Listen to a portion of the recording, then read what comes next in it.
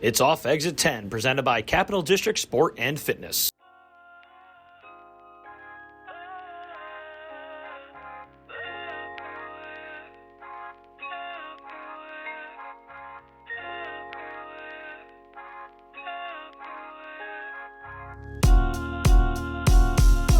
Gabriel Iglesias was at Proctor's, which is fine. We went, but I have to say, we saw Teddy Swims at Empire Live when he was like $20 a ticket. Yeah. He had just come out, and there was a group of 10 of us, and it was probably one of the best concerts I've ever been to. It's a standing room only, so everybody's forced to dance. You have to dance. And then we saw him when he just came back, and it was a bummer. Yeah. Yeah. It just, I Where don't was know. he? Proctor's. Yeah. I don't know if the acoustics in there are great, but you don't want to like get up and dance. Yeah. Especially no, he was at the Palace. He was at the Palace. Okay. Yeah, so same though. Same Like type the of- seats are close, and if you stand up, somebody's sitting behind you who's sitting. Right. So then you feel bad. So then you're just in your seat. Because it's more like a theater than it Yes. is like for a concert venue. Yes. Yeah, but he can sing. He can sing. The first time then I saw what he looked like, and I was like, whoa, this is this guy. Mm-hmm. The first time I heard him was when I saw it like on Instagram or something. It was him doing the Journey song. The piano skit where he's like in public. It might have been that. I know he was doing the cover of, I think it was like Don't Stop Believing, and I was like, holy shit, He's amazing. this guy can sing. He really can. Yeah, that's like I'll tell kids in here I saw Drake at SPAC like 15 years ago, and they're like, really? I'm like, yeah, like before he was what he is now. Well, who the heck? And I'm totally blanking on his name, but I took my kids to see at Schaghticoke Fair last year, Flo Rida. Oh, And look where he's at. We did look seriously. And it was like the most sad experience ever. it's like the Yin Yang Twins at what's it called, like, SeaWorld. I was so excited. Yeah, did you see that? No. Oh, it's sad. No. It's sad. But I was excited, and I was like, I'm bringing my kids in apple bottom jeans. Like, we're going to rock it. And then it's Schaghticoke Fairgrounds. So I'm like, what are we going to expect? And my kids got there, and they were mad because I didn't get them, floor seats, which it's just the ground. But I was like, I don't know what type of thing is going to happen down there. So we're going in the grandstand bleachers. But then Flo Rida, like, brought so many people up on stage.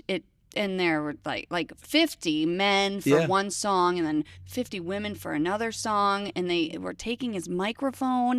Like, it was like a karaoke song. When you're at those venues, like a fair or like a college, you're either getting people who are on their way up the ladder or down. coming down. Down. Yeah. That Down was a the down. ladder. Down. He sent people from the audience to get him more Patron. He ran out of Patron and was like, I can't continue. And some guy was like, I'll get it for you, Flo. And ran to the liquor store in Schaghticoke and then came back with a bottle of Patron. That's amazing. And it was. And then he came in the audience. Like, so people were just, and my kids were like, we want to touch him. And I was like, okay. But he had nothing. Like, I've never, and maybe it's just because I've never been around somebody who's on a lot of something.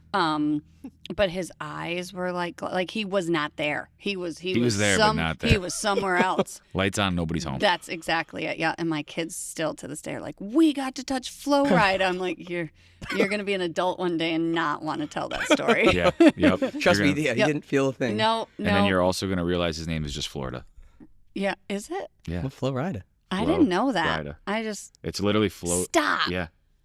It's Okay. just Florida with a hyphen in it. Didn't know that. It just blew your mind. Didn't you graduate high school when you were 16? Yeah.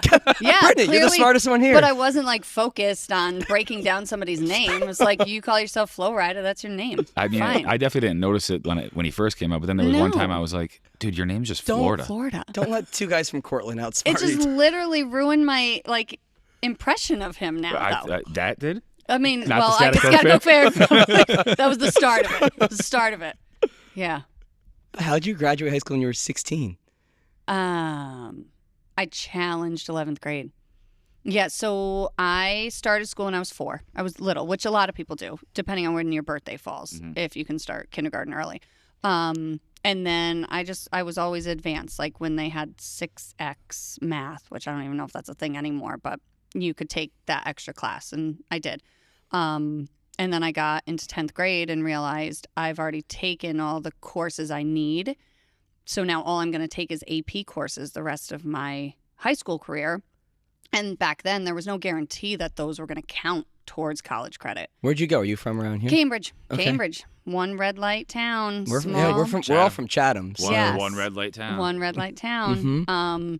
And so the principal at the time, Mr. Dan Severson, was a very strong military man and had ideas of himself and was very much against me graduating early. So he did not like that idea because I was going to be a 16-year-old girl out in the world with, you know, not maybe the social skills he thought that an 18-year-old would have had. And I was like, but you're going to keep me in school to literally take college classes that may not count. I mean, there some colleges at the time said, great, it's AP. We're not going to accept that. Right. So for what? And I was like, I would rather go to college and know then that those credits could transfer Was somewhere this your else. parents telling you that, or you? No, you? that was me.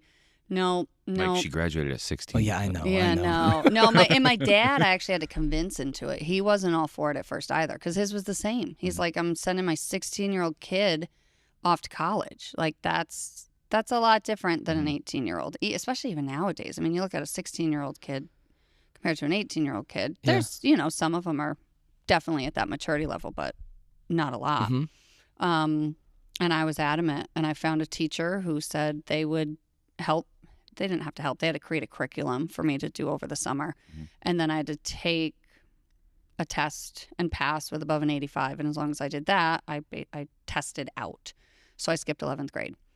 But he was like, fine, you did it. But then in our school, you didn't have like prom. Prom was 11th grade.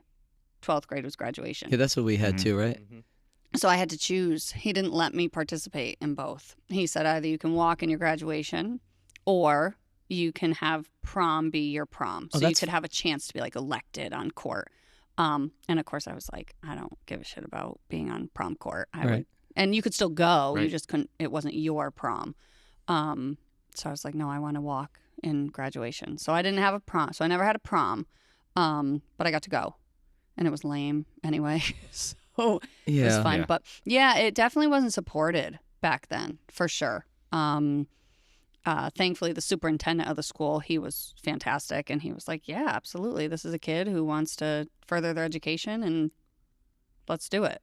So he was the reason it actually got approved. But then I graduated. And then you ended up going to college. Yeah, I went to a lot of college. I went to Adirondack Community College first. I've never lived on campus though. I've never had that. I just never wanted to. I worked too, so I wanted my own apartment. I didn't want to live at home and go to college. So I got my own apartment, found a landlord who was willing to rent to a 16-year-old, which was... I mean, like, when I just met you the one time before here, I was like, oh, this girl works. Yeah. I was like, she for sure. works. Yeah. Yep. So no, I worked, went to Adirondack Community College.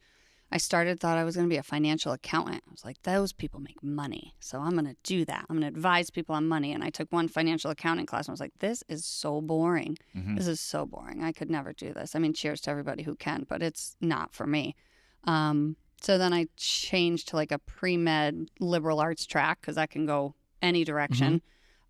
Finished there, went to SUNY Albany, studied human biology. I loved that. Thought I was going to go to med school. And because I never lived on campus, the advisement was really not great. You really had to fend for yourself. They'd give you an idea of what courses you had to take, but maybe they were right, maybe they weren't. And I never took Organic Chem 2, so I could not sit for the MCAT. So I'd have to wait an entire year to be able to do it again because Orgo 2 is only offered certain times of the year. And I'm like, I'm not wasting a whole year of what am I going to do Waiting for a to year? take organic too. No. Right. So then I was like, I'm going to go to law school. So I sat and I took the LSAT and did really well and got a full ride to Albany Law School and then got there and thought I was going to do human or medical law, but thought it was more human advocacy or people advocacy and patient rights. And I met with a health attorney and she's like, yeah, that's like a lobbyist. No, that's not an attorney. We kind of sue the doctors. And I was like, oh, I don't want to do that. So I left. I had applied to nursing school years before that and got accepted. But my mom was a nurse, and I was like determined I was not going to follow in the same track. I was going to be different. I was going to do my own thing. Just because that was your mom. Yeah, totally. Not that there's anything wrong with it. I just was like, I have to do something different. And I called Sage and was like, how does that work? I've already been accepted. And they go, your acceptance stays. Like, once you're accepted, you as a person are accepted. That doesn't go away. But I couldn't enroll until the next semester. So I was like, all right. So I had a little bit of time. So I decided to volunteer and went and lived in Tanzania for almost 3 months. With Global Service Corps. It's a company based out of California, so they're not religiously affiliated, which is totally fine. But I find that those groups go to the same places and they help the same people over and over again. And I wanted to help a broader perspective. So, yeah, literally I was 20 years old and hopped on a plane and by myself and flew to Kilimanjaro and got in a bus with a guy off the plane, an hour ride to Arusha, and then dropped off at a hostel. And knew nobody. No one. Didn't go with anybody. Nope. And was there. Yeah, and that was back before, like, we had flip phones, but you had to pay a lot of money if you were going to have, like, go international. overseas. You had to, like, get, like, special permission my gosh. from Yeah, what was your first phone? Your first cell phone? I'm trying to think of mine. I had like a Samsung Flip. Mine was the gray flip phone. I remember it was a great. I flip had phone what, like with the a green screen. Motorola with like had a wheel, I remember, so you could like turn it with your finger and it would dial a certain way. I remember back when my parents got like the first car phone that plugged into the cigarette lighter. Yeah, and it still had the push button dials. I remember when because my dad bought and sold cars and was a mechanic, and I remember when he would get a car and he would just drive, like, put a dealer plate on it, drive whatever car, and he would get in a car that had like the built-in phone. Yeah. I was like, dude, that's so cool. And now So I'm like, wow, cool. I have a I remember a computer in my pocket. Yeah. I remember when we got our first answering machine, and you'd come home and you'd see a couple things. You'd be like, "Who called us?" Right. But it'd be like a whole family ordeal gathering around the thing. Or your friends would call and your phone was still on a cord, so you were in the kitchen and you didn't want your parents to hear what you were talking to your friend about, so you were trying to be quiet, and they're all sitting at the table watching you. Like, stop listening. Yeah, we're the last generations to like live in like the minimal technology to like where we are now. Yeah. And to have the greatest explosion of it. I mean, to have it just grow so rapidly.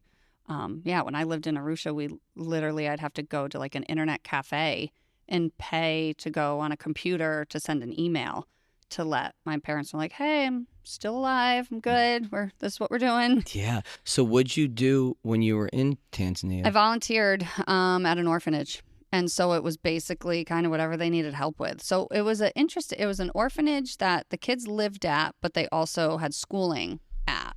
So every day they'd get up and they'd, walk across the yard, and then there'd be schoolrooms.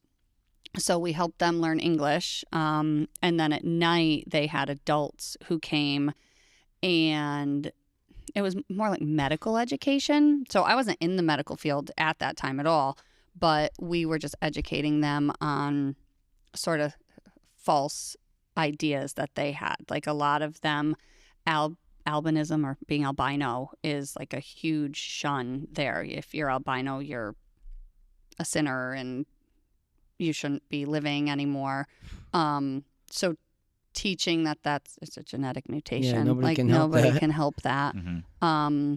Sex education was huge. Wearing condoms was like, you're basically telling your husband that you don't love him and don't want to be with him. Yeah. So so STDs are rampant in the area that we were, but education was also very minimal. So we were doing both. And then you lived at a hostel for the first week, so they could teach us how to speak Swahili enough to get by, where not to go, where to go as a foreigner, who to reach out to if we needed help. And then they put us on a bus and dropped us at the end of a dirt road, and we're like, your host family is 4 houses up the road on the right. Holy. Bye. And Holy there you shit. go. Mm-hmm. Did that push you to be like, okay, I do want to go into medicine? Totally. And also, it was a very eye-opening experience from, in the United States, we have so much access to everything, and even just technology, like we just mentioned, to see the world. You don't see the world until you're there. You don't. And I grew so much as a person to just love people in general.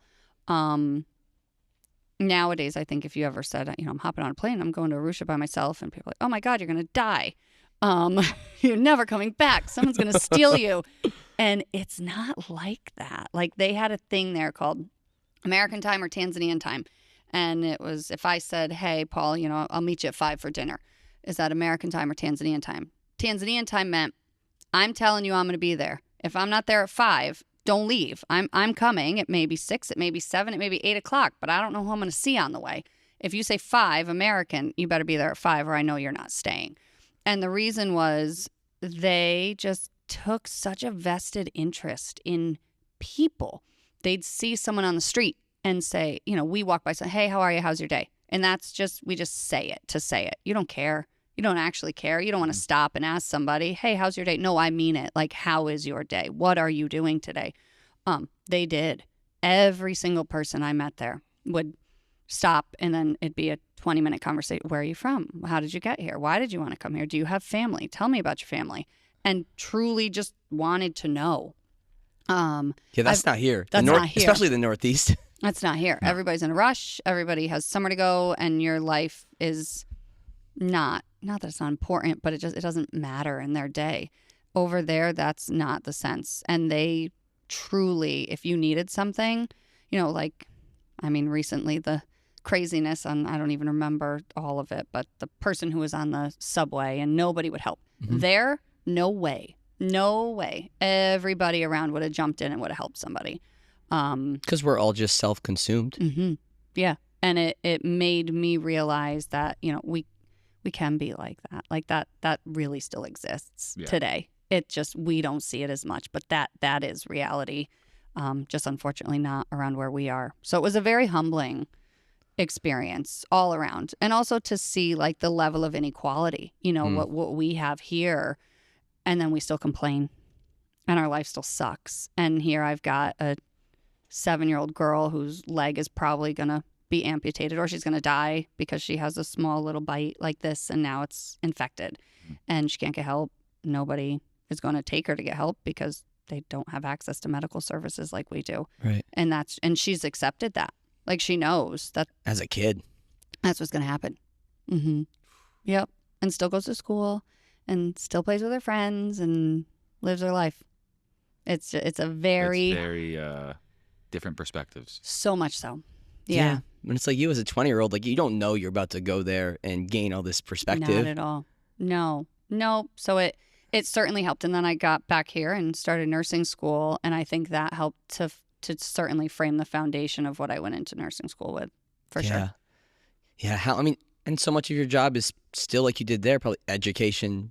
Huge. But here today with people. Huge. Education's huge. Yeah. And we're always learning. I mean, I don't know everything, and I don't pretend to know everything. But I'm always willing to at least sit with somebody, hear their perspective, hear what they think they know about medicine sometimes. Right. And then say, well, let's, what about this? Or let's change that. But education is first and foremost. And unfortunately in medicine, a lot of that's lost because we just don't have the time to do it.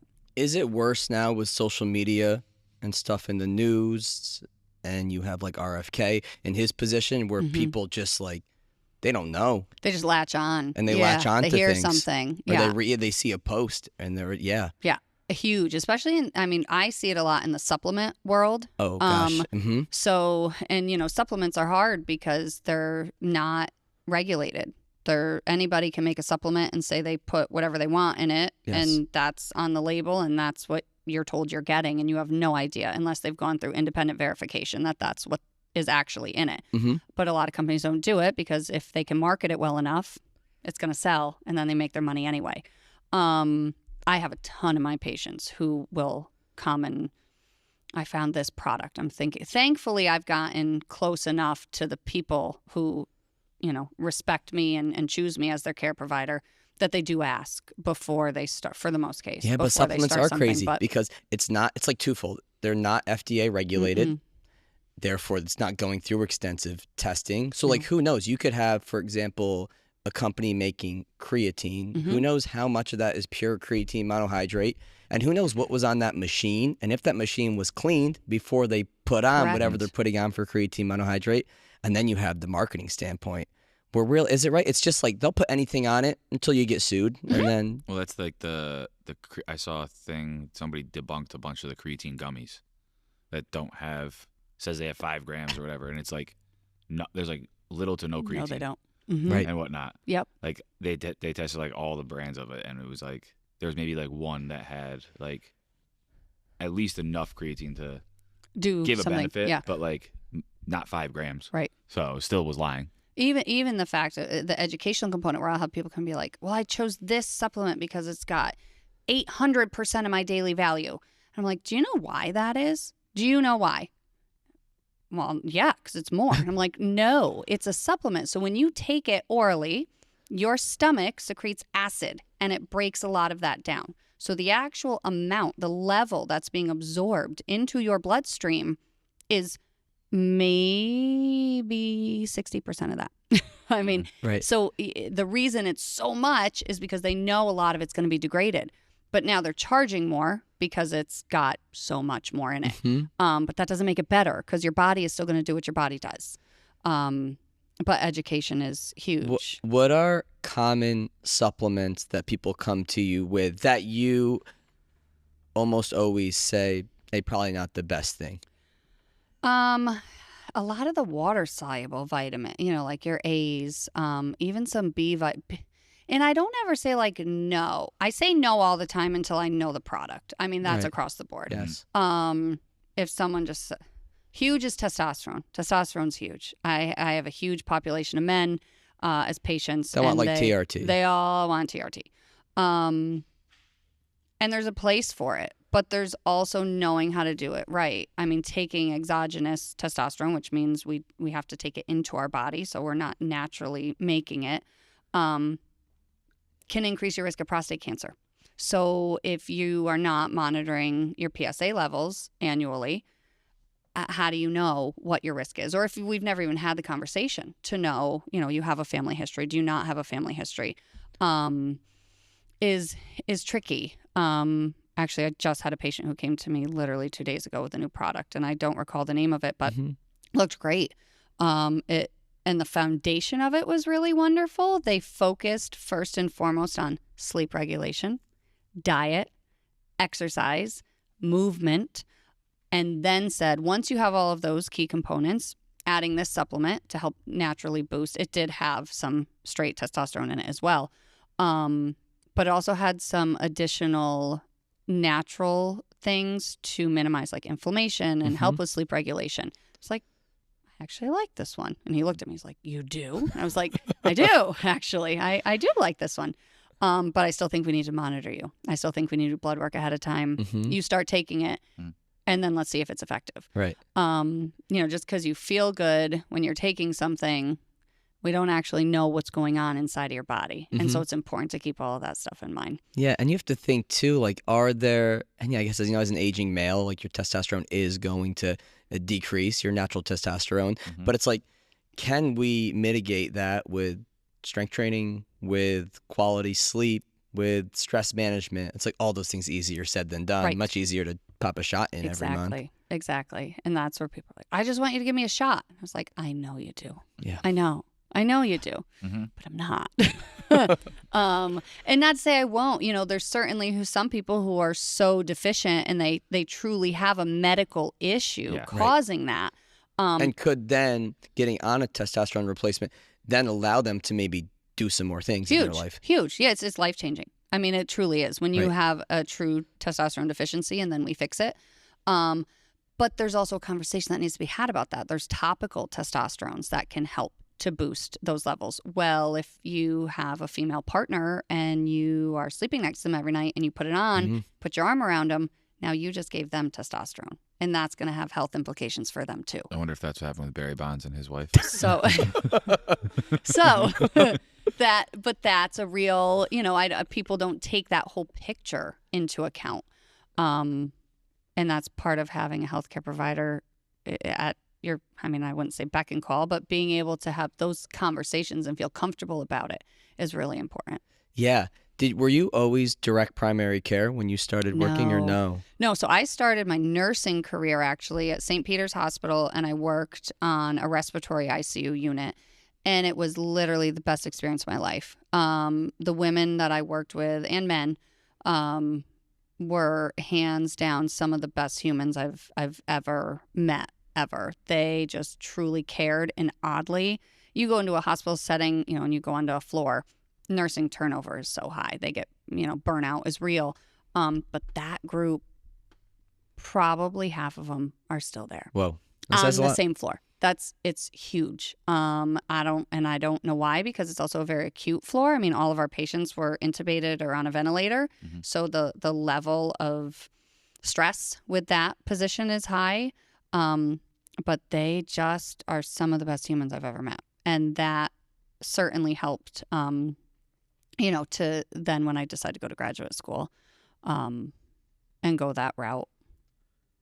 I got totally sidetracked because I'm thinking of them and all of the things. Oh my God. I mean, and all of the things we had life together. Like we went through some stuff with that group, and COVID was very real, obviously. You were there during COVID? I wasn't, no, okay. But I compare like the stuff we went through, and that was even worse than COVID.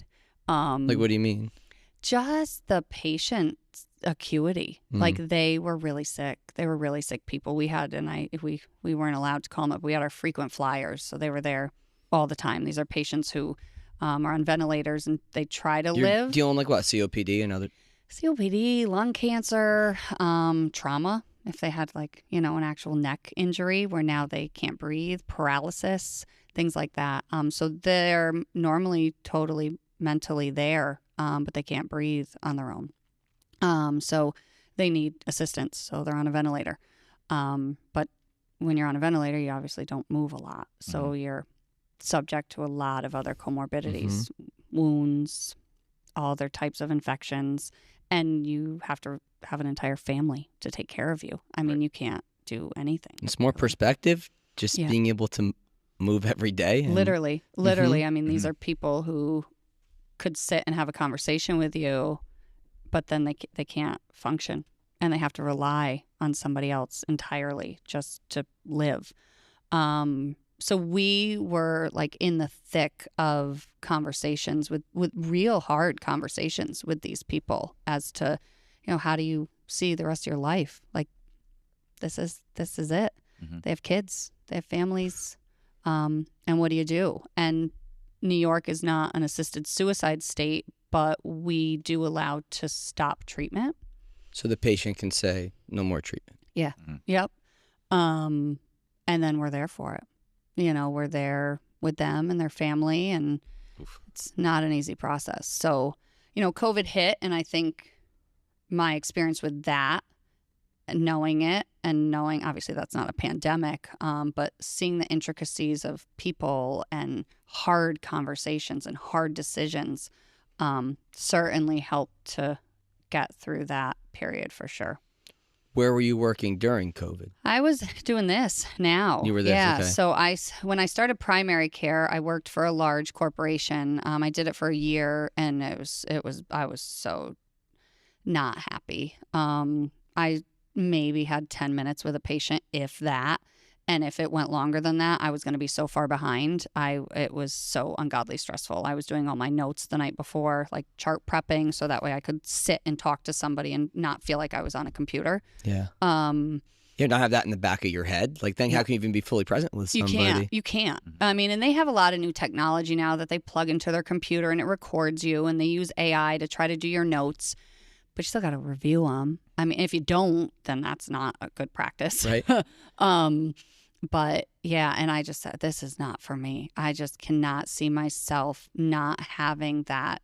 You have direct patient care without having direct patient care, and I can't do that for the rest of my life. I certainly also knew I was capable of doing a lot from a primary care perspective, that not that we were told not to do it, but it was like, someone's coming in for a shoulder injury.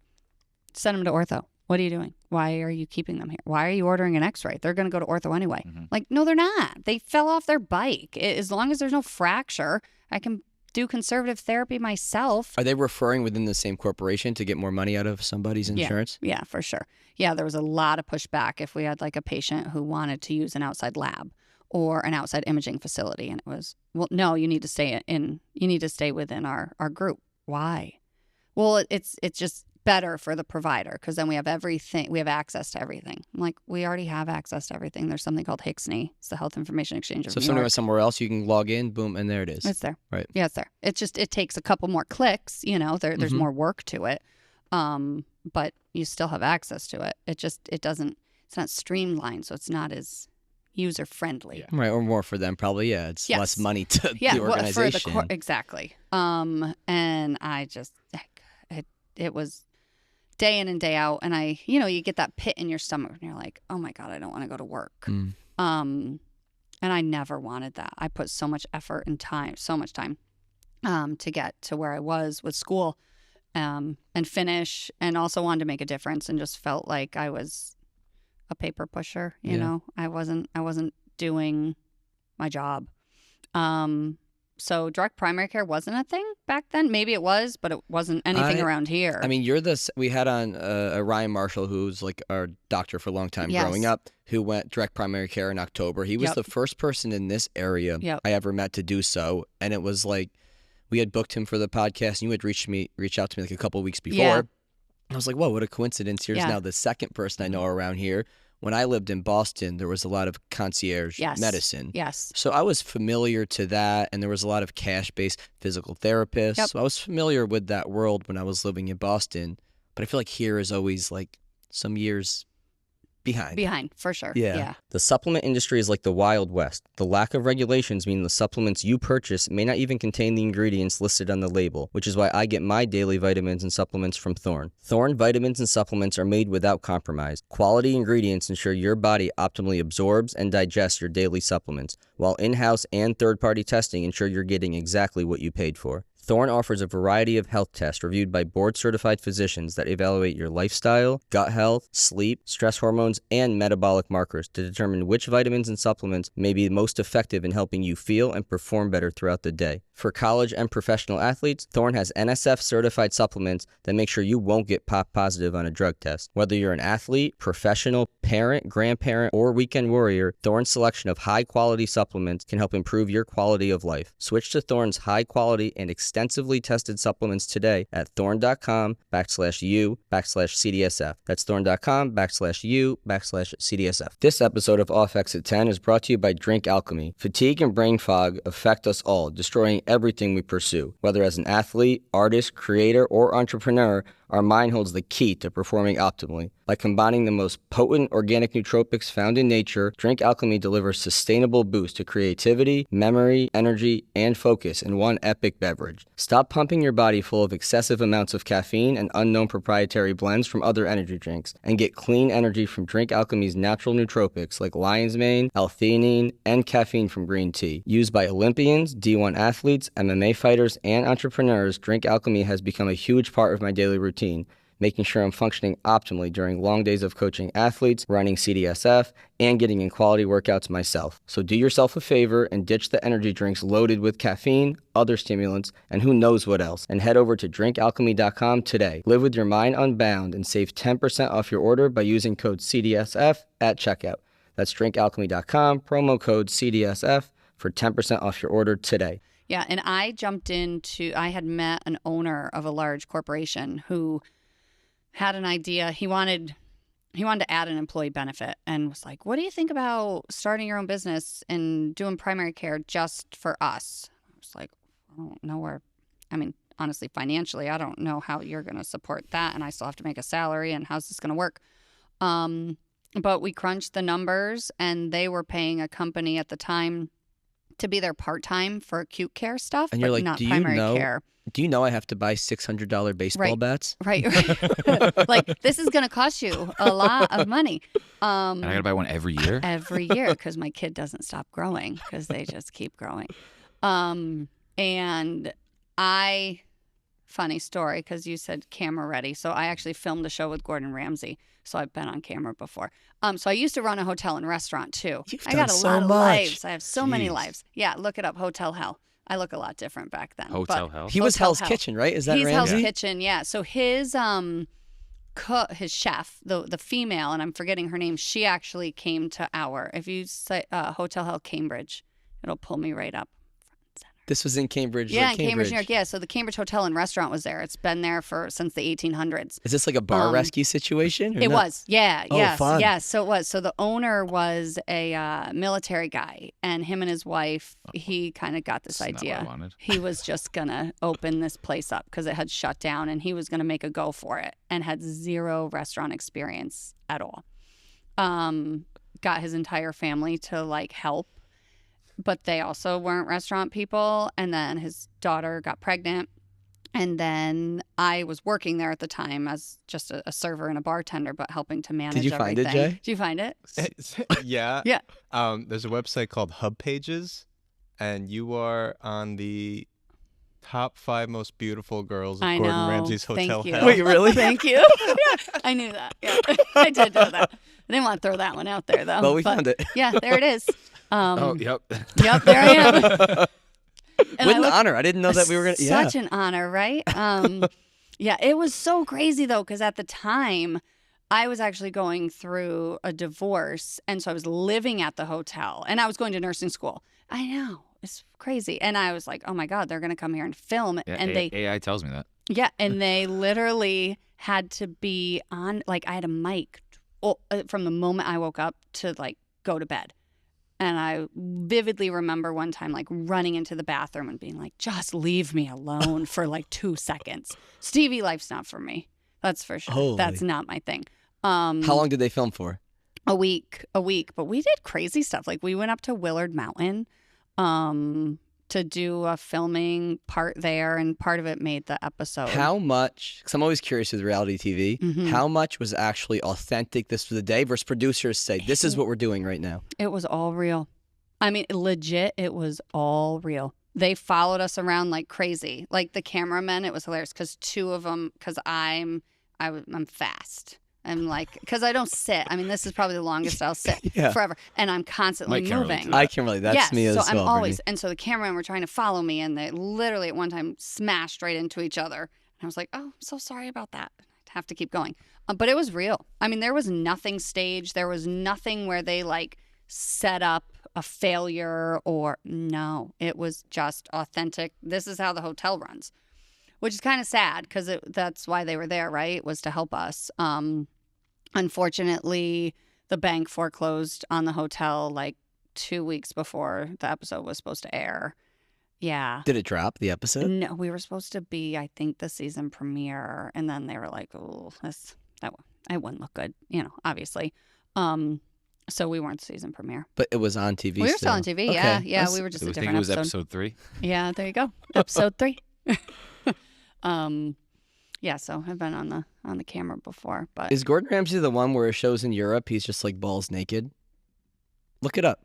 I don't. Don't- you don't- naked. don't look it up, Look Paul. up balls Or naked. just I naked. did that one Gordon time. Brand new iPad? You want me to do No, that? don't do a ball. Gordon Ramsay is the one I know that has the cooking show where he yells at people. Yeah, And he it's does. He hilarious. yells a lot. He yells a love it. lot. Yeah, Mike, what are you talking Mhm. about? I think that he has shows in Europe and he's just nude in them. I mean, he's European. He's It's possible. British. Yeah, so that's. I figure. I feel Maybe like that'd be confirm it so I don't sound like an I idiot, feel like Jay. that would be like a Guy Fieri thing. You just say, is Gordon Ramsay nude in Like his up to two, European you know? shows? Which is gonna do? I don't know. And though. if I Gordon just, that came out of my Ramsay's head and kinda- it's wrong, that's He's kind weird. of out there too. He is, and he doesn't really care what people He think, like at doesn't give all, it- at no. all. Nope. Not one bit. And I love it. Yeah.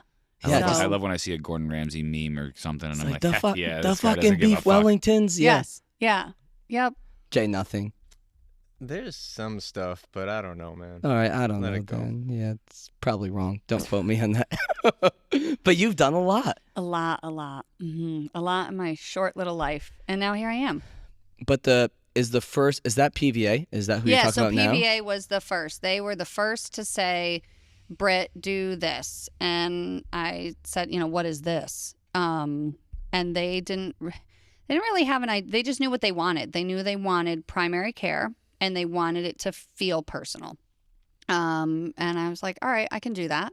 So then I had to navigate the entire thing myself. What do you need? What do you need to even open a business like that? From a tax ID number to creating a business name. Could you find anybody else that was doing that, like their own med practice in a corporation? No. Nope. Thankfully for me, my mom, who I tried to be so different from, ended up, she was a midwife and owned her own practice, but in Bennington, Vermont. So different rules in Vermont. Yeah, very different Easier rules in Vermont. Very different Very rules. different. Very different. But their office manager, who is like a second mom to me,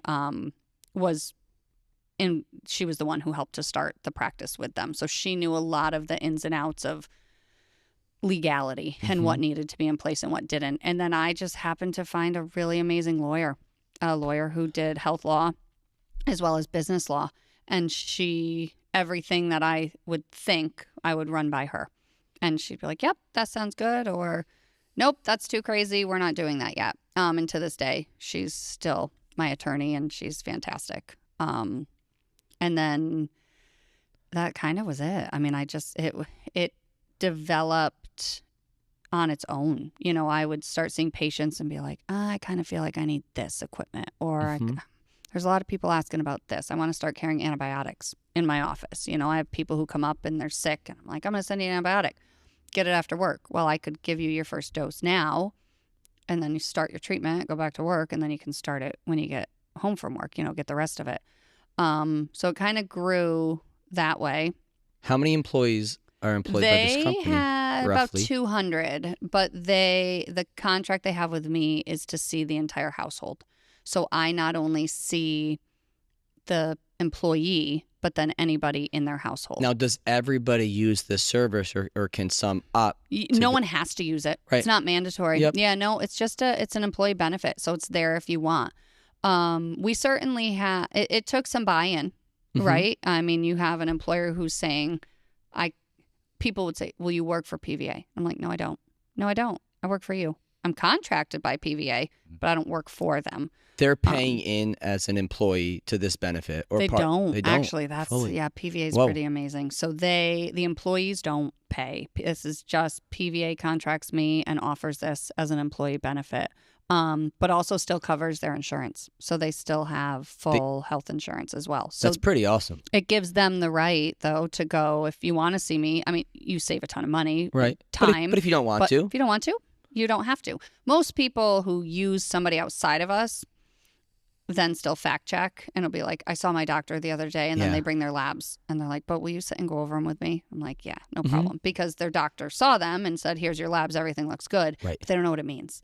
So often, even if they're not using us as their primary, they still see us. Yeah, I mean, and I know them all so well that oftentimes I don't need a 30-minute appointment. I mean, they all have my cell phone number, so they literally can text me or call me if it's the weekend, they're sick, something comes up, they're at the pharmacy, they have a question about what to get, they text, they call.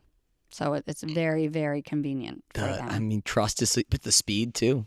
Very quick, very, very quick. Yep. And I'm facing this, right now where it's so frustrating with my dad is not very well, and I have placed 4 phone calls and 3 messages through like the portal and the notification systems that they're telling us to use, where I'm like, and it's like an acute thing. Like, I'm either taking him to the ER or I'm not. And I need you to weigh in because I've had this other specialist weigh in, and I have had zero feedback yet. I had myself, I could not get something done, and I called and left a message, and finally I was like, this is ridiculous. I drove to the office.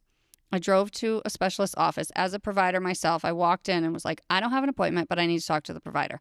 They're like, oh, you can't do that. And I was like, you're not answering my questions. Nobody's getting back to me. And I have to have an answer to this because it's time sensitive. So either somebody's going to come out and talk to me, or I'm not leaving. They're like, well, we're going to have to make you an appointment. I'm like, I don't care what you have to do. Do whatever you got to do in your system. But I need an answer. I did what you wanted.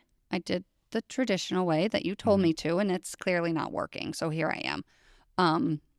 But people can't do that normally. Yeah. Which is the beauty of my model, because you don't ever run into that. I mean, ever. It's never a problem. I literally was just down in New York and had major surgery myself 2 weeks ago, and had my laptop and sent scripts in. Anesthesia literally came out and was like, you got 5 minutes, Britt, finish up. Because they know me by now, unfortunately. We're like, you got 5 minutes, Britt, finish up your scripts because we're going in. I'm like, all right, couple more. You're a machine. So, but it's like people don't have to be as crazy as I am about healthcare. But if you're in the primary care realm, like we went into that for a certain reason. You're supposed to want to help people. And you're supposed to want to have all the information. You can't help somebody if you only know half their story. Right. And yeah, and can you... You must feel like now you have a much easier time learning somebody's story because you're not rushed with 10 minutes, notes, next person. Exactly. No. And it's fun because they'll meet and then they ramble and then I'm like, all right, here's my card, here's my phone, I'll see in whatever their follow-up appointment is. And then there's always a text. I forgot to tell you this. I forgot to mention this. I'm like, yeah, that's all right. Thanks for letting me know. But to be able to have that dialogue and that communication you just don't find it as much anymore. Yeah, I mean, do you feel like more doctors or younger docs are gonna go this way? It's still, there's a big barrier to entry. You need to front the cost of you starting a business and creating clientele. I mean, I guess you're fortunate with PVA to get you to do that. And I know we'll talk more about your other practice, your own practice too. But yeah, now you have to financially, you don't have some corporation behind you to front everything. No, nothing. And then, if business is slow. And then what do you do? So thankfully, like you already said, with PVA being there, and then 3 years ago, another company saw what we were doing and wanted to do something similar. So we actually opened up the health center for CDTA, the bus company. So that health center is mine. Doing the same thing you do for PVA? We don't there. There is acute care and new employee screenings. So they have a lot of federal regulations. So we have to make sure that their new hires are following and meet standards, to be able to drive a bus because that's important. So they don't do primary care. And I don't know that they ever will venture into that. Their turnover is high. And that's one of the biggest hindrances with having primary care and have it being an employer based, because your employee is at will for the most part in New York. So if they leave, well, now how do they access their primary? Right. They're inside of their employer's building and they can't go back there because they're no longer an employee. So what do you do about that? Yeah. Which is kind of how the new office came to fruition. During COVID, we had a ton of layoffs. PVA did, unfortunately, I think everybody did across the board. It just was what it was. But it was also the highest need of healthcare at the time. And so a lot of our patients were reaching out to me like, I still want to see, what do I do? What do I do? What do I do in this case? And at the time I didn't have another facility. So I was going to people's houses. I was meeting them in parking lots. I was doing tests that way because it was all I had. And an old school doc. Old school doc, yeah. I mean, but I couldn't just say, sorry, go fend for yourself, especially I'd known him for 5+ years. I mean, it wasn't. You said you got into this for a reason to help people. Exactly. Like, oh, sorry, man. No longer my problem. Like, that's just not in me at all. So I was like, yeah, I'll meet you at McDonald's parking lot. Just park in the back, not around anybody. And I'm going to draw your blood. So make sure you bring some towels. And we figured it out. I mean, but then there were more and more people. And then people talked. And I want to see Britt. I want to see Britt. And so I opened up 2 years ago. I actually secured space to open up our direct primary care office. And it was supposed to open up 2 years ago. And then I was unfortunately diagnosed with breast cancer. And then was like, great. So this is not going to go as planned because I have to focus on that. So it took time, but it was okay. It allowed me to make the space. Like I literally built the space. Every piece of furniture has been assembled by myself. Every picture has been hung by me. Every light fixture has been done by me. So there's a lot of pride in the space, and I think it shows when people come in. So it's just like you go to Tanzania, you get this perspective of like mortality at all ages, and then being in the respiration unit at St. Peter's, and then it's like your own personal health and getting diagnosed with breast cancer. Yeah, your perspective with seeing people, you've seen it all yourself and others. It's crazy. It is, and even before that, in 2013, actually, I don't even know if I mentioned to you, but my first son was stillborn. So like got, finished nursing school, was pregnant, so happy, had my first job starting at St. Peter's. That's why those girls are like, as soon as I mentioned them, I like went to that track. Yeah. Because they were there. I mean, he was born at Albany Med and it was a horrific experience, which I ended up actually writing to their patient care team, and they've made a lot of changes based on our experience, which is great. So hopefully nobody else has the same sort of thing happen to them that we did. But I've had a lot of like hard stuff. Like life has not been, and it's frustrating because I see a lot of people who I'm like, man, you step in shit. Like you stepped in it and you just complain and you just complain and life is never good. And then you have other people like, you would not know that about me. You would have no idea. And I'm like, life's great. Like it's good, and I know it takes a lot to have that perspective and it's not always easy. Some days are hard. But there's so much fulfillment in knowing the experiences I have had. I bring that to my people. And I can share those things. I can be open about them and be like, my experience is different. You and I are not going to have the same experience. If you unfortunately get diagnosed with breast cancer, your path is going to be different.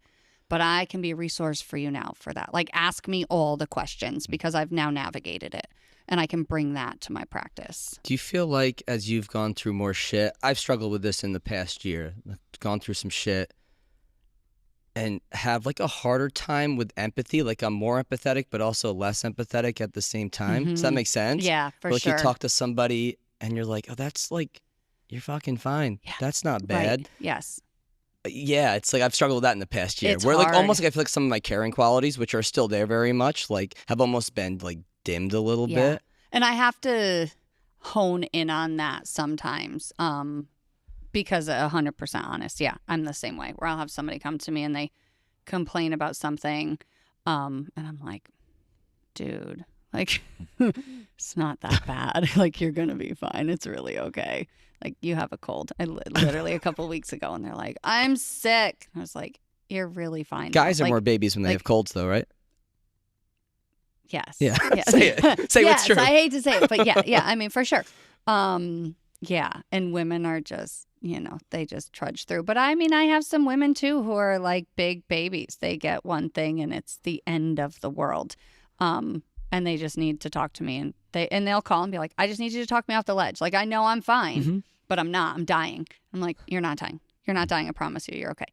But I have that too, for sure. There's certainly a side when I meet people and they'll tell me the woes, and I'm like, you're good though. You're really good. But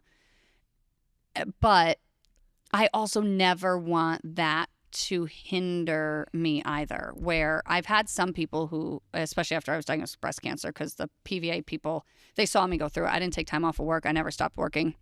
I set up my IV chemo appointments at the office close to my medical practice, so I could go on lunch every Friday, and then I'd go back to work. So I'd literally see patients in the morning. I'd go have chemo, bring my laptop, finish my notes there. Then I'd go back to work, and I'd work. And then they saw that. They saw all of it. So they saw me struggle. They saw me lose my hair. They saw me get sick. I feel like in a patient encounter and be like, give me 1 second. I got to run to the bathroom really quick. And then the dialogue would change where they'd come up and the first thing would be like, I know you're going through a lot, but I just want to talk to you. And then it would be, I know this problem isn't as big as what you're going through. And it started to wear on me. Like, yes, I'm going through shit, but so are you too. And what I'm going through, I don't want you to think your shit doesn't matter. Yeah, because it still does. Somebody's worst thing is somebody's worst thing. Absolutely. And just because I'm going through stuff doesn't mean what you're going through, it doesn't earn my conversation or my empathy. So it took the last year for me to flip that. Oh, that's whereas good. Before it was very much like, oh my God, dude, get over it. And now after the rhetoric was the continued, my problem doesn't matter because yours is bigger. it got so I got irritated when I'd hear people say that, because I'm like, you could have chapped lips for all I care, but if you're coming to me because you want to talk to me about your chapped lips, it matters. Like, it's a problem. Don't think because I have cancer I don't care, because I really do. And so I flipped my narrative in that way to try to remind myself that I don't ever want somebody to feel, I don't want ever to have a patient not tell me something because they assume that I'm going through more than they are. Right. Ever. No, that's good. Yeah. That's really, so your practice now separate from PVA, Yep. your own direct primary care, Yep.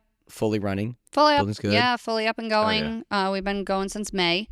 We had a grand opening, which was grand. My kids came, which is craziness because they're kids and they're you have three. Yeah, so they're 8, 9, and 9.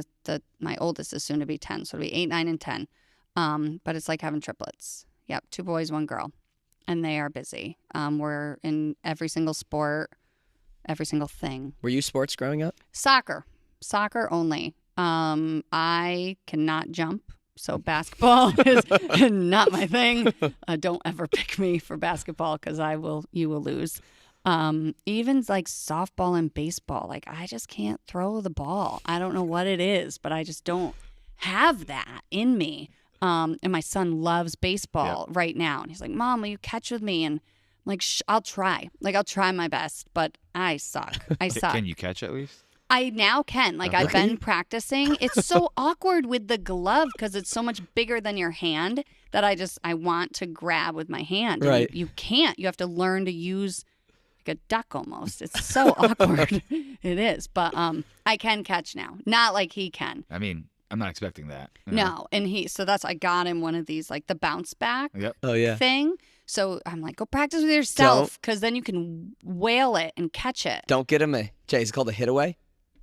Hit away, yeah. Do they make those anymore? Probably not because you broke your face when we were I little. broke my face with it. It Wait, was like a ball on a rope, and you tie it to a basketball post, and you throw it around. Yeah. So then you can like hit it Hit yourself. it, yeah. And I hit the post, and then it ricocheted, hit me in the eye. Oh, That's man. impressive because Yep. my younger brother had one of those, and he never did that. And you're a lot smarter than him. Probably a lot better at baseball too. He was pretty good. Yeah. But you're definitely like significantly smarter. Look, I've never even heard of it. Yeah, they probably don't make it. You know, No. like tetherball, like the thing. Like Yeah. It's Yeah, basically like like that, that. but with a ball for you to hit for baseball. Well, now they have like the weird like ball on the end of like a wiggly stick thing that someone can hold Yeah. and you can like. Oh yeah, We had yes, those. we had Hit those. it. We had those in. I don't understand Celts the had point those. of Yep. them. What's Yep. the point? It's Why do you like I don't say- remember. hitting off a tee, but you don't have to retrieve the ball. Yeah. Oh, Oh. yeah. But then you have to rely on the person to hold it. You I do. let that thing go every time. Every time. Like, you're swinging too hard. Nope, not for me. Let's just get you a good old fashioned tee and ball. I did that. Yeah, I did that. Yep, I And did then that. a net, just a net. Yep, I got one of those, you go. the big thing, and it's got like the strike zone on it, and it's got the things. I don't know. Amazon, man. It's fine. Yeah. Amazon's got a lot of answers. Everything. They have everything. They have everything, including medical supplies. We just switched our music in here to Amazon. I watch TV on Amazon. Mhm. There was football last night Yeah. on Amazon. Yep. We buy everything from Amazon. I know they What are are you gonna do? it. I know. We're in it. It's happening.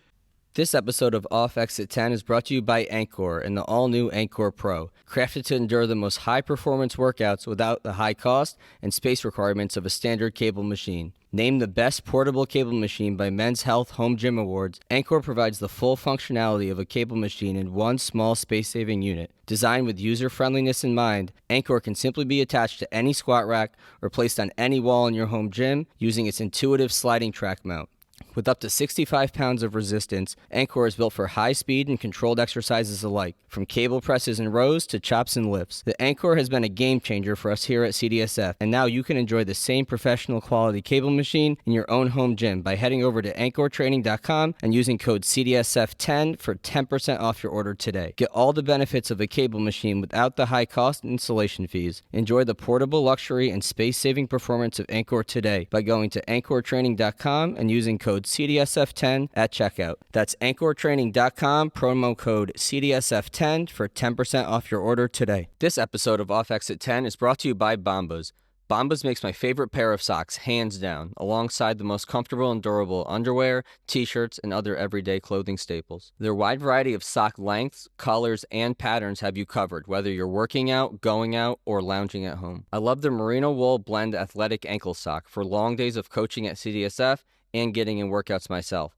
And if I'm at home doing work around the house, you better believe I'm wearing my Bombas Sunday slippers with their comfy memory foam midsole. And when you buy from Bombas, you're also buying for those in need. For every item you purchase, Bombas donates one item to people in overnight shelters, transitional living facilities, rehab centers, Title I schools, and medical service professionals. Take my word, if you want to upgrade your sock game to one that's more comfortable, durable, fashionable, and charitable, head over to the Bombas link in this episode's description to browse their full collection of everyday wear, and don't forget to use code CDSF20 for 20% off your first order. No. And Tamara, Tamara? Yeah, I live in Tamara. I mean, like, it's a smaller, do you start to sense the pressure with your kids in sports getting into like 9, 10, or no? Yes. Oh, yeah. Like yeah. what? Like, my daughter's, she's 2.5, so we're like, we do, little kids afrooms and like little kids gymnastics. Yep. So I'm like a bit away from like, okay, what should she like? Just I know the pressures are going to come. I see it in here with families and kids every day, and whether you're a big school or a small, the biggers are definitely more pressure that gets trickled down to younger ages. This is the volume of kids, but you feel it in like what ways with the kids? They're friends even. Like my son, he did. So we did in the spring. He wanted to try baseball. And I was like, dude, we're already signed up for travel soccer. You made a commitment. And travel soccer is November to June. Like, it's a huge commitment. Mm-hmm. I was like, so you have to do that. But then they also wanted to do rec soccer. I coach travel and rec soccer. So, and I really like rec soccer. Where we are, it's not really it's competitive, but you're playing your friends, right? Yeah. It's everybody in Tamarack. And at 9 and 10, 8, that's what you want. That's perfect. It's ball time, field time. Yeah. You're having fun. You're learning the sport, seeing if you like it. So, but my kids really did like it, which is why we joined the travel program. But then he wanted to try baseball. I'm like, all right. So we did it all. We did all of it in the spring. And he really liked baseball. So then this fall, he had played football the last 2 years, and he really liked it, but he liked being with his friends. But he wanted to play fall travel ball because all his friends were doing baseball. And I'm like, dude, we can't. I mean, football is 3 nights a week, 2 hours a night, and then a game every weekend. And all 3 of my kids are playing in some capacity in that. So one is on junior, one senior, and then my daughter's doing junior cheer. So, like, I finally have all 3 of you in one location all at the same time, 3 nights a week. I can't then also get you somewhere else. But how would you even do that? But then he's like, well, spring, Mom, that's it. I'm done. Like, I need to be in travel baseball. I'm like, why? Why do you need to be? It's just because that's where I'm going to get good.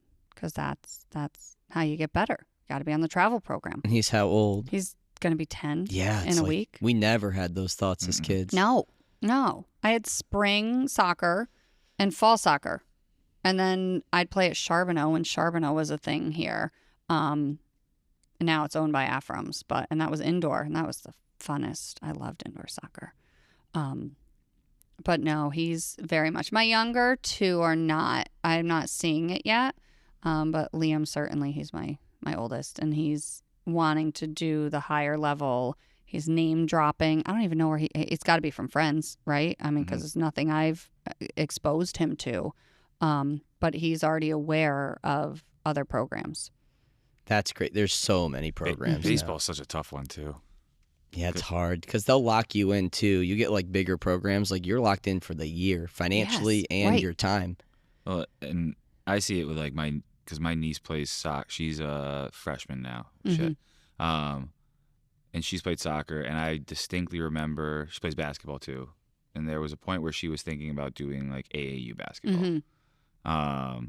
And then it just came down to the fact that, like, it was a huge commitment, like you talked about with, like, November to June or whatever it was for AAU basketball. She would have had to miss her spring soccer. She would have had to miss, she does, like, other, like, band and things like that. And So like my sister told her, she's like, if you want to do this, we can do it, but you're gonna miss this, this, this, and this. And she was like, well, I don't want to miss those things, so we're not gonna do it. And her JV soccer team that I've played together the last 3 years have yet to lose a game in high school. So to me, I'm like, they're doing it okay. They're doing just fine. Yeah, doing just for fine. Sure. And like they all play, like I was just talking to somebody today. They all play the like local Ravenna like club team. Okay. It's not like I guess technically it's a travel team, but it's all like local games. They're not going like all over the place and whatnot. That's the thing. My niece plays softball, and she's been on multiple different travel teams, but they're like Florida, like California, Texas, Dominican. I'm not doing that. I just can't. I mean, reasonably so. Like, I work and I have 2 other kids, and they're in school. So then how do you pull your kids because your one is? I don't know. Yeah, it's tough. And I think it's just with my sister, what I've seen her do is just kind of educate them. And like, kids are smarter than you think. Like, you tell them like, hey, if you do this, you can't do that. They're gonna be like, shit, I really like doing that too. So, but it's like, just because you're not playing that travel ball doesn't mean that you can't play baseball. Right. Yeah. Like, there's so many other ways. Like, play in the spring where it's supposed to be. Yep. Yeah. And then we can do other stuff too. So. Yeah. Do you think with healthcare, the future is some type of blend of a direct primary and in insurance, like you're utilizing both? I mean, that's kind of what we do, right? Yeah. So our patients all have insurance. Nobody has come to us thus far that has no insurance, because we'll still use their insurance to bill. We don't bill, but like if we do labs, blood work, imaging. Right. So insurance will cover the cost of that. In our area, though, if you were to try to get blood work without having insurance coverage, it's very expensive. LabCorp does have some newer programs that make it much more affordable if you don't have insurance, but it's still hundreds and hundreds of dollars. I don't necessarily know if that's a bad thing, though. I mean, I think when you have cost associated with things, it makes people actually have to think about it, whereas... Like, do I want to put my money here? Right. Like somebody coming in and being like, I want an MRI. I'm like, you literally were hurt a week ago. There's no red flags. It's 4 to 6 weeks. If there's no improvement, that's the guidelines. I want an MRI. Well, it's going to cost you $5,000. All right, I'll wait 4 to 6 weeks. Right, I mean, but like where if it's needed, like of course I want insurance of course. To drop 5 G's. But that's where, and that's why a lot of insurance companies have guidelines. That's why they don't cover something right away or upfront unless you meet certain criteria. And I think it's a hard spot to be in because patients, we want them to advocate for themselves. We want them to be knowledgeable. But then there's some who are, I wouldn't say over knowledgeable, but they dictate their own care, right? And they're coming in with a list, and I want all of these things done. And I want all of these things done, but I'm not going to pay for it because I have insurance and my insurance is going to pay for it. Well, are those really medically necessary? Maybe not, but they want them, and now insurance is paying, and that's how we now have these insurance companies that are paying so much. That the healthcare system has been completely disrupted because of a lot of that. Having great coverage, of course, is fantastic, but if there was some way to make patients accountable too, there's got to be a perfect blend. And I think that's probably what we'll see. Does a state ever, because it would probably have to be a state thing and not federally, to have like a universal healthcare policy? Is that ever possible? Kids, there's Child Health Plus. So right. All kids in New York State are covered regardless of income. Right. But I'm saying everybody, like Canada. Yeah, like European countries, impossible for us to set up. I don't think that a state will do that necessarily. Or federally. I think it would end up having to come from the federal level. Yeah. Especially because you have people who cross state lines, Right, and good point. And then what do you do in those cases? I mean, even right now with abortion laws that have been changed. Right. We actually just met somebody the other day who works in sort of that field, and they were like, I was raving about HIXNY. HIXNY's this Health Information Exchange of New York. It's like an iCloud server for all of your health information within New York State. So everything goes up into it. And I love it because as a provider, I put your name in. As long as I have your consent, I can see. So if you call me and you're like, oh my God, Brett, I was in the ER over the weekend. I'm like, what happened? I don't know. They ran a whole bunch of tests. I don't know what they did. I don't know what they said. I can get in and I can see everything. The days are gone where I have to sign a waiver, wait 2-3 weeks before I get all of your medical records, and then I can talk to you about it. I can see it in real time. I didn't realize, though, if somebody comes in for services that they came from another state. So it's technically illegal. It's illegal in their state. It's not in ours, but it's in Hicksney. That's scary, right? You can't take it out. It's part of their health record. So you can't not, and now it's traceable. So it's like deterring a provider from giving care. Yeah. Yep. So there's a lot of, beautiful things in healthcare that I use every day, but then don't think about the consequence if it's somebody coming from. And we live close. I mean, we in New York, especially where we are, Massachusetts, Connecticut, New Jersey, Pennsylvania, I mean, Maine, they're all within very close drive. Mm-hmm. But legally, usually those states are all similar, fine. right? Yeah, for sure. Yeah, for sure. Yeah. But would you be pro a universal health care? I don't know. I mean, I think there's certainly a place for it, but I think who controls the universal health care is what scares me. Big insurance companies, pharma, yeah. Right. So I think if there was like a board or there was like an and then you get into elections and how are people really elected? And look at where we're at now. It's right. like So I don't know. It would have to be structured very differently, though, to have the federal government oversee a universal health care. Right. But then you're right. Like, who is getting put into these positions and what are their biases? Right. It's like, exactly. We're just dealing with what we're dealing with now. Exactly. Making insurance mandatory for people, I think, is really tough to put that burden on people. I get the necessity of it and I get you wanting people, but then to like penalize for that, I don't love that. You're saying from people paying for it for themselves, right? Yeah. I mean, I think that was like the first start at trying, if we force everyone to have insurance, then can we move to a universal health care model? Because to me, even if we had a universal health care, like you still exist because people with money to spend that want extra care will pay you for the extra care. Yeah. Yep, for sure. Yeah, like you still exist. We still exist. Everything cash-based still exists because that population still wants the best. They still want things immediately. Correct. They still want somebody they trust. Yep. See, and I'm on the side too where I feel like that should just be normal. Right. I feel like, which is also why we made our cost so low. Our direct primary care plan for people to enroll is $100 a month. It's $25 a week. That's it.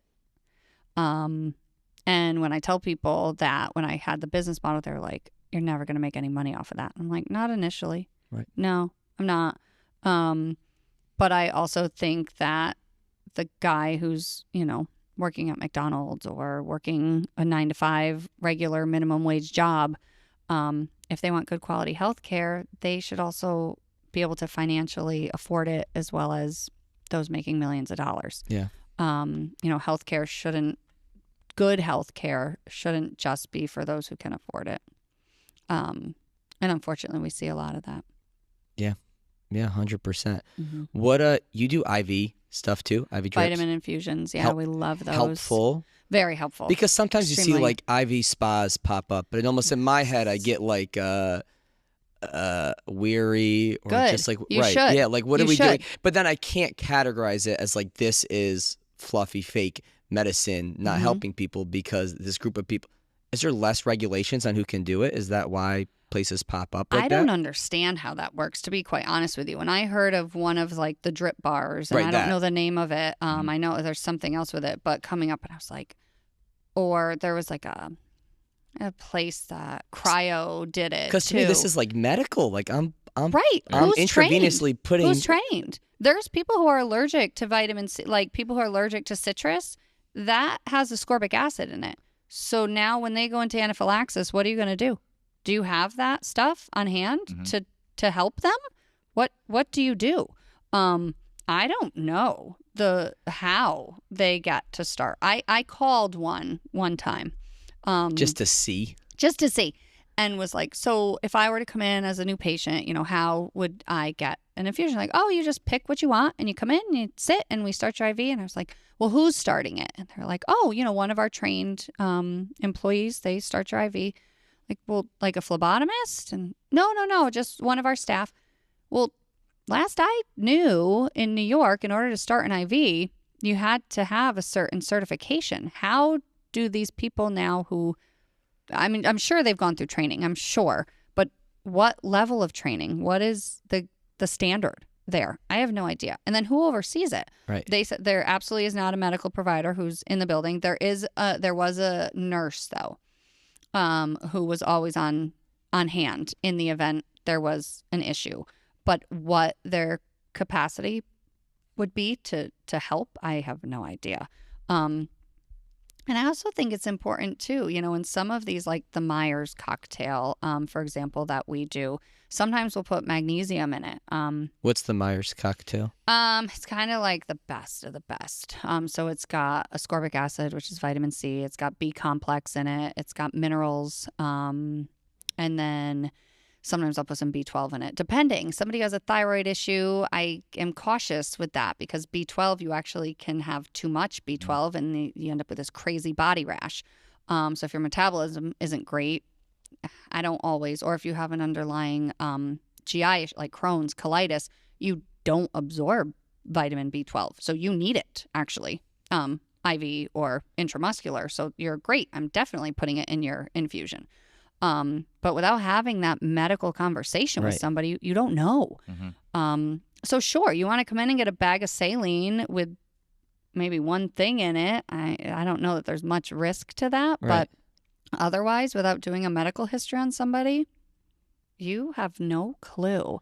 Even fluids, taking a bolus of fluids, if you have an underlying heart condition or you have a valve issue, can send you into heart failure. So, that just, I'm going to go get some IV fluids for no reason, or at least knowing who's doing it. Even the drip rate, how fast the infusion goes is important. So there's so many parameters that it makes me weary to see just someone pop up and be like, yeah, we're going to do infusions. I'm like, right. Yeah, that's just why I've always been weary. Who are you like prescribing a Myers cocktail for, or in what situation? Somebody's asking for it, or you're meeting with them and going, hey, I think adding this in will be helpful for you. So we get people who reach out who are just like, I've seen this and I want it. I'm like, all right, come on in. We have a discussion, make sure they qualify. They don't have anything that would preclude them from getting it. But then we certainly have people a lot with chronic inflammatory conditions. And that one seems to just be amazing. It helps to eliminate free radicals. There's another, it's a push called glutathione, which helps to literally break free radicals. Is that one that helps with hangovers? There is, it's called the banana bag, but that's an IV infusion. Which has glutathione? Afterwards. We do an IV push afterwards. But yeah, it just helps to eliminate the free radicals, toxins from the body, and then you just pee them out. Yep. But that also, like, through IV push has to be done slowly. It's not something you just go in. It can cause significant GI cramping if you're to give it too fast. Same with the NAD. I mean, we ventured into NAD, which is amazing.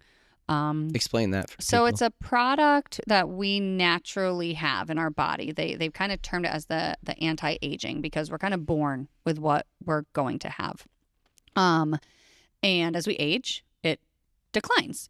So the fountain of youth is, they're kind of terming it, helps to eliminate with free radicals, but it actually helps to boost your cells' metabolism too, and the rate at which cells make new healthy cells.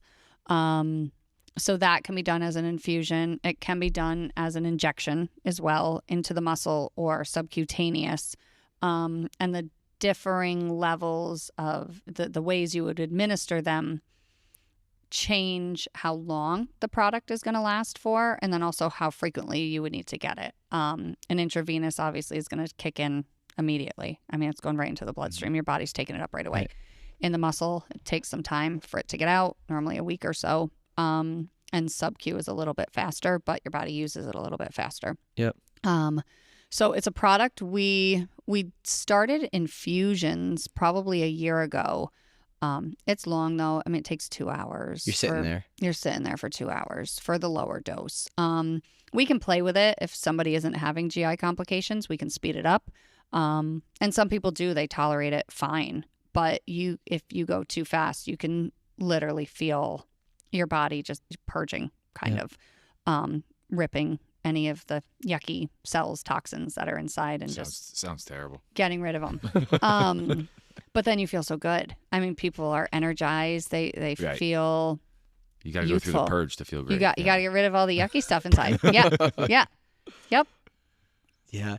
And you do medical marijuana still? We do. Yep. But did you do that prior to weed becoming legal in New York? Yeah. So have you seen a drop off? Yeah. Huge. Yep. There's the big, why do I need the card anymore?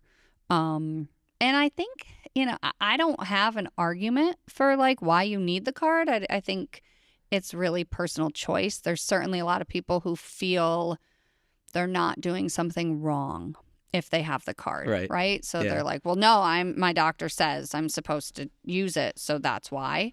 Or I have a medical condition and that's why. I don't think we've shifted entirely yet to where people just think it's acceptable to smoke marijuana. Right. They'll probably get there. I think we're on tracking that way. I think New York, you can look, they made some billions, some stupid billions of dollars. $26 billion last year, or this year to date. Yep. Yeah. Yep. But the majority that we still see are those who still feel some sort of shame or guilt as to, or honestly, people are on parole. I mean, we get a lot of people who are legally bound to not do it. And the only way they're going to pass their drug test is, if it's found, is to say, oh, I'm allowed to have it, though, because it's medically indicated. Right. So we get, it's like a lot of the older folks, it's like 50s, who feel like it's wrong, but I want to, so I need my card. Right. And then the people who are convicted are kind of our Those mainstay right now. Yep. Yep. Yeah, I was curious. And we talked about that before when you first came in here. I was curious. You do so much. You do even more than I thought you did. So after we first met. Yeah, we do. Yeah. And always expanding. I mean, I think that's the beauty of having a direct primary care office, is if there's something new to the market where I'm like, oh, this is kind of cool, we might want to do this. Or I have a patient who reaches out and is like, hey, I heard about this. What are your thoughts? Do you think you could do something like this?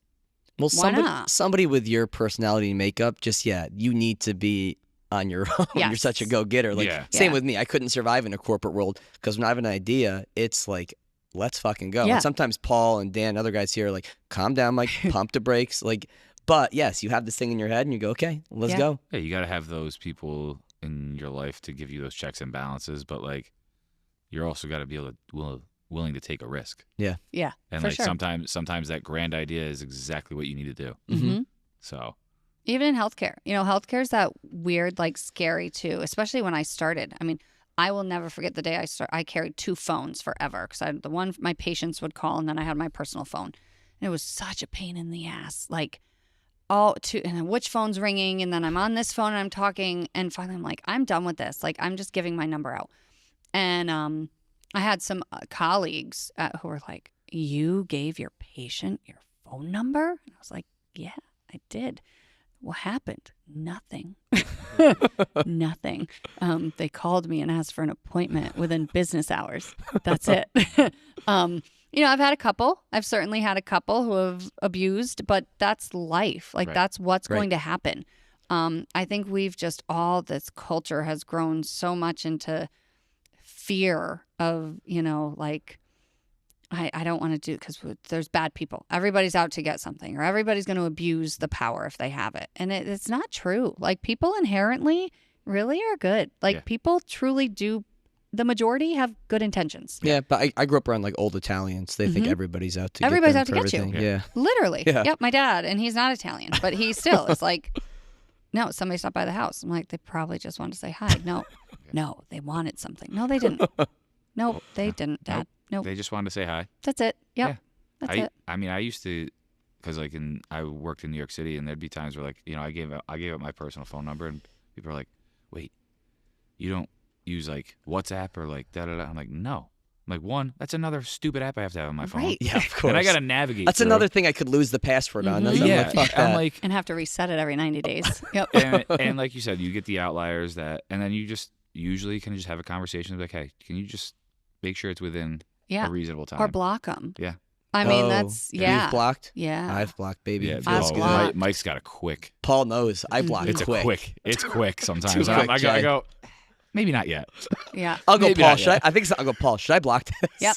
Nope. I certainly. And mine has to be like, I've given notice. Now, people that there- listen, if they made it this far, they go, Mike's phone just doesn't ring. It goes to voice. It's like, that means something. I can get a hold of Paul and Dan, but Right. jeez. for some reason I can't get a hold of Mike. Let's not make this noticeable. No, but it's far and few between. Because, like I Yes. said, I mean, people truly act like good human beings for the majority, and some good human beings just have bad days too. Yeah. And you just kind of take it with a grain of salt and be like, oh God, that was a bad day for them. Yeah. And next week they're back to normal, and it's okay. Or I'll have somebody, where I'll text and be like, that text was really aggressive. I'm gonna wait to respond to you until tomorrow. Mm-hmm. We'll pick this up tomorrow. And but you have to have that ability to be like, they're not attacking me. Yeah. And I take everything personally. Like if something happens and somebody's not happy, especially like with our level of care, or they didn't like something, I'm an immediate, I need to talk to you and we need to fix it and we need to make it better. And I will like hone on them. Yeah, that's to a the good point- trait that makes you better, but beats you down too on It the does. inside. It does. It does. Because you're constantly worried, about you just want to do the right thing. Mhm. But it does all typically wash out in the end. I mean, it really does. 100%. Thanks for doing this. Hey, Yeah. you're welcome. This This is was really awesome. great. Cool. I Yeah. enjoyed it. Thanks for having me. Yeah, no Hell Hotel. But Nope. Nope. No Gordon Ramsay screaming. Well, somebody's going to come in the door now. What were you? Top 5 hottest girls on Hell What was Hotel? I? Hold on, we can. Beautiful. I know. I looked five so. beautiful But did you girls. see what I looked like? I didn't know it was you. I had to look at the You would facial not know features. it's me. Yeah. I've changed a lot. Well, because back then, I mean, I was living at the hotel. here we go. I ate off of whatever fell Let's off see of here. the line. Like if the fries fell off the plate, that was it. That was dinner. That was it. Oh, here's the episode right here. It's Watch a good everybody, one. yeah, Watch on go. YouTube. It's actually it's a funny one. Like the opening is actually one of the rooms has this horrific wallpaper and there's like this bar above the bed. I don't know why the bar was there. I have no idea. It's like a curtain rod hanging on the wall as decor. And Gordon Ramsay literally gets up on the bed and I'm standing there. Is he naked or no? No, Okay. he's clothed. But he grabs the bar like it's this sex thing and he says that. And I'm like horrified because I don't even know how to respond. And he's like, "What are you supposed to do with this?" And then he starts pulling on it and then it rips out of the wall. And then I'm like, "Oh my God, I have no idea what to do right now." And I just stood there and was like, "Welcome to the Cambridge Hotel." And then I walked out of the room. But that's literally one of the opening scenes. Yeah, That's amazing. it is. My kids actually called the other day. They were with a babysitter and they were like, "Mom, weren't you on that show with Gordon Ramsay?" It's like, why are you even talking about this? To date, they've never seen the whole thing. So I cussed a lot back then. I swore a lot. Do you still cuss? Yeah. I mean, you're human, Yeah. right? Yeah. I try not to around my kids as much, but I definitely suck at that. And I do. My kid's 2.5, and I've, didn't mean to, but I've prompted a shit and a fuck Yeah. already from Yeah. her. Yeah. But It just my happened. Like best. it's part Has of. Sam yet? Sam swears a lot, but she's like better about making sure our daughter's not Not there there. when she's doing it. So she just lets it all out when Sia's not there. That's why. Yeah, and my one time was the suck at fox dinner. that. My other time I told the other week, I don't know, I was just angry about something and I just went in the basement to let it out Yeah. and yell. And she was in the backyard and heard me Mm-hmm. and repeated. Mm-hmm. Yep. Happens. It does. I mean, it does. And that's so my line with my kids, though, now is I'm like, until you pay the mortgage, you're not allowed to swear. That's it. That's the rule. That's the life rule. So I'm allowed to swear because I pay the mortgage. So until you pay a mortgage, you're just not allowed. And they're like, what if we never own a house? I'm like, oh my God, why do you have to be so smart? Okay, fine. Until you pay rent or a mortgage, you're not allowed to swear. That's Why are you the so rule. smart? Oh yeah, I graduated at 16. Yeah, I guess. You got it from me. That's fine. Yeah. And Florida means Florida. And Florida, I did Yeah, not know you're- that. I mean, I'm honestly, I had no idea. Well, I'm glad I was able to Thank provide you. you with some knowledge today. Enlightening, enlightenment of the Yes. day. I'm literally going to tell my kids that when I go. Like, I can't wait to go tell them They'll be this. like, I know, Mom. Or not. I don't know. Well, they probably will, actually. The 10-year-old's going to be like, you didn't know that? Right. I know. He is. And then he's going to have the list of the bats that I'm going to know nothing about. And you're going to go, definitely not that one. That's got 4 numbers on it. Definitely not that one. Yeah, they're expensive. Sports is expensive. What they were saying. They're just expensive in general, and they grow. That's the downs. Like, it's the beauty of having kids. But the fact that they grow constantly, like cleats. Like, and you want the $200 cleats, but they literally are not going to fit you in 6 months. Yeah. But then they have the pressure. Well, my friend, my son, literally, we went. I don't know if you know the Labubu thing. Are you guys familiar with the Labubus? Oh, our sister talks about them. Some little stuffed dolls. Yeah, they're ridiculous. They're so stupid. They're a keychain. No need to know about it, Paul. You don't. So, but my daughter was like, my friends have Labubus. I want a Labubu. I was like, I'm going to get you a Labubu. I can't get a Labubu. It is really hard. You have to go on an app. So you're definitely never going to do this. Nope. So you have to go on an app. I already have way too many apps on my phone. And then you have to hit like a button at 10 o'clock at night, and then it releases, and then you have to click really fast. And if you get a box, then you have like 2 minutes to put your credit card information in, and then you get it, and you secure it, and you've got a Labubu. You have no idea what color this is, what theme, because it's a surprise. But that's part of the beauty of the Labubu, I guess. They're $85 for this keychain thing. Somebody's making out right now. So much Who thought of Thinks this? of And these. why didn't we? It's like the trading card. Right. Yeah. Like, But why? Yes. We grew up with trading. Yes. Why didn't But- we think of something like this? I know. Well, it's like what Anthony was talking about with the T-shirts. Yeah. Like, Limited same print. idea. It's limited print stuff. You don't know what you're going to People get. get excited. And you Oh, get yeah, to I set have the one. odds so that They you make love money. it. You know what I you're realized I doing. didn't Yeah. even take my Yeah. sweatshirt off. It's good, though. So He did get naked in your episode. he did. There he it did is. get I naked knew and it. He Get did. naked. He did. I wasn't there for that part, but that's the shower in that room too. You see how there's like the weird Is he curtain fully- behind it too. He's fully fully nude? naked in that shower. No, he for sure is.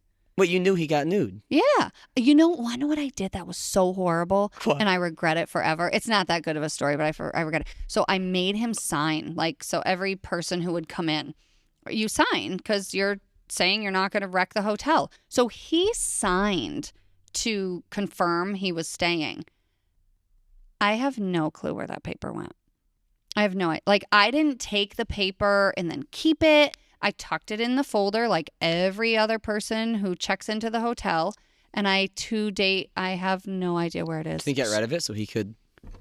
He got rid of it? No, Somebody else? it went Oh. behind the desk. It went in our When they- folder and it just stayed there. And then time lapsed and we put the box upstairs. Like, I never even thought until the hotel foreclosed. And I was like, I had his autograph. I was gonna say And I somebody just- made out like a bandit. And it's gone. And it's literally on like the room he checked into can be verified with Fun. the hotel. That's probably And worth some money now. It's probably worth. I could buy all of the bats, All of them.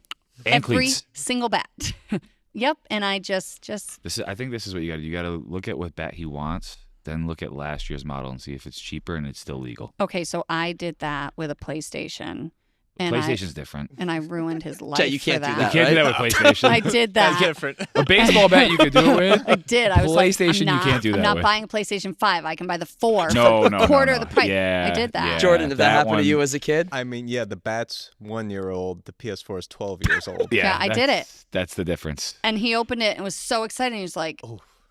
Mom, this You is a didn't put it in PlayStation the 4. PS5 box though, right? No, Okay. no. Nope. But I did like some GameStop had it and it was like you can always bring it back to return it. So like in my brain I was like, if I'm only spending $150 and then in a year I bring it back and then I get a trade-in value or so, like it made sense at the time. And now looking back, like I probably ruined his Christmas. Yeah, so don't do that with the PlayStation, but like a baseball bat That's fine. or cleats or Yeah. clothes, those things, yes. Clothes and cleats, my kids just get passed down, and we're at that stage, that's and they're fine. mad about it. But I'm like, it is what it is. I grew up with When your feet stop growing, you're you good. can have nice shoes, Mhm. yeah, Yep. When you pay the mortgage. When you can pay the get mortgage. shoes. or rent, whatever you want to do. You don't have to own a house, but when you pay the bills, Mhm. then you get to swear and you get to have expensive shoes. Yeah. That's how it works. I like that. I like that rule. Hey, plug what you want before we jump off right here. Nothing else. But thank you. No, seriously, for having me. And now, we have a new employee, so we're able to see more people and Nice. hopefully that grows. Our goal is to just keep growing the direct primary care. Which is in Half Moon. It's in Half Moon. Yep, we're located right off of Route 9. So it's, if you know where the Walmart is in Half Moon, we're maybe 1 minute from them. So it's close. It's really easily accessible. And we're just normal people, which I think makes it fun, and it makes it not so scary to go to see your doctor. But we're not doctors. We're nurse practitioners. So a little bit different. Yeah. What's the difference? You're an NP, you're an MD. I know it's schooling, you're a PA, but all of those disciplines are allowed to practice as a primary care. Is that what it is? So all are allowed to practice as primary care. A PA they have their own license, but their license is tied in addition. They have to work under an MD. Okay. So a PA could not start up their own primary care practice. They would have to have an MD who is a collaborating. New York has that for nurse practitioners until you've met a certain number of hours. So once you've hit, I think it's 3,200 hours or something like that, you can be independent and you can be on your own and you no longer need a collaborating provider.